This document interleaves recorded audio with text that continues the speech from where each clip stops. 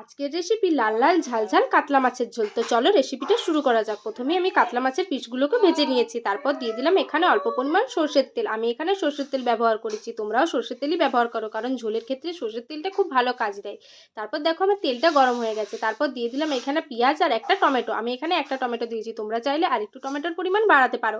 তারপর দেখো পেঁয়াজ আর ভালো করে টমেটোটা ভেজে নিতে হবে। তারপর ভাজার পর আমি এখানে আদা আর শুকনো লঙ্কা আমি পেস্ট করে নিয়েছি। তোমরা চাইলে শুকনো লঙ্কাটা অ্যাভয়েড করতে পারো, কিন্তু আমি শুকনো লঙ্কাটা খাই বলে আমি শুকনো লঙ্কাটা এখানে অ্যাড করে নিয়েছি। তারপর চলো আদা বাটা আর একটু শুকনো লঙ্কাটা দিয়ে ভালো করে ভেজে নেওয়া যাক। তারপর চলো আমি দিয়ে দেবো এখানে 2-3 কিলো রসুন ভালো করে বেটে। তোমরা কিন্তু 2-3 কিলো রসুনের থেকেও বেশি পরিমাণ রসুন দিতে পারো, আমি 2-3 কিলো এখানে ব্যবহার করেছি। তো দেখো 2-3 কিলো রসুন আর একটু পরিমাণ জল দিয়ে আমি ভালো করে মশলাটা ভেজে নিলাম। চলো মশলাটা ভাজা হতে হতে তোমাদের সাথে একটু গল্প করা যাক।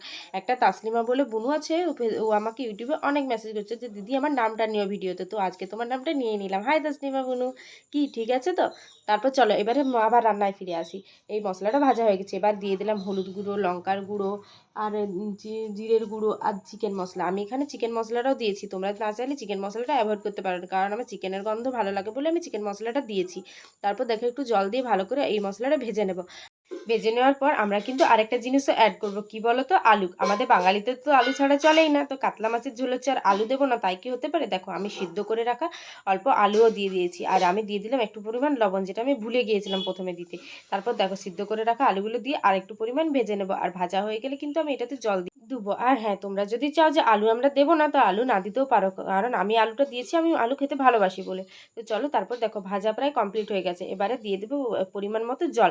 এবারে তোমরা যতটা ঝোল খেতে চাও সেরকম পরিমাণ মতো জল অ্যাড করবে। তো দেখো আমি একটু ঝোল বেশিই করব, তাই জলের পরিমাণ আমি একটু বেশিই দিয়েছি। তারপর চলো আমি দিয়ে দেবো 3টে কাঁচা লঙ্কার টুকরো, 3টে বা 4টে, আমি ঝাল কম খাবো একটু, কারণ আমি শুকনো লঙ্কা বা লঙ্কা গুঁড়ো এর মধ্যে ব্যবহার করেছি, তাই আমি একটু ঝালের পরিমাণ একটু কম দিচ্ছি। আমি 3টে কাঁচা লঙ্কা দিচ্ছি, মাঝখানটা একটু ছিঁড়ে 3টে কাঁচা লঙ্কা দিয়েছি, তোমরা চাইলে কাঁচা লঙ্কার পরিমাণটাও বাড়াতে পারো। তারপর চলো আর একটু পরিমাণ লবণ দিয়ে দিলাম, কারণ লবণটা আমার একটু কম হবে, কারণ আমি যেহেতু ঝোলটা বেশি করেছি, তো তোমরা স্বাদ মতো লবণ দিও। তারপর দেখো ঝোলটা প্রায় ফুটে গেছে, আর দিয়ে দিলাম অল্প পরিমাণ চিনি, কারণ চিনি হচ্ছে স্বাদ ব্যালেন্সের একটা বিশাল উপকরণ। তো তারপর দেখো আমার ভেজে রাখা মাছগুলো একে একে আমি ঝোলের মধ্যে দিয়ে দিয়েছি, তারপর আমি কিছুক্ষণ ঢাকনা বন্ধ করে রেখে দেবো। আর হ্যাঁ, আমার এই কাতলা মাছের ঝোলের রেসিপিটি তোমাদের কেমন লাগলো অবশ্যই সেটা কিন্তু কমেন্টে জানিও। আর আরও কি রেসিপি চাও সেটাও কিন্তু আমাকে কমেন্টে জানিও। দেখো আমি 3 মিনিট পর ফিরে এসেছি, আর ঝোল একদম আমার কাতলা মাছের রেডি হয়ে গেছে।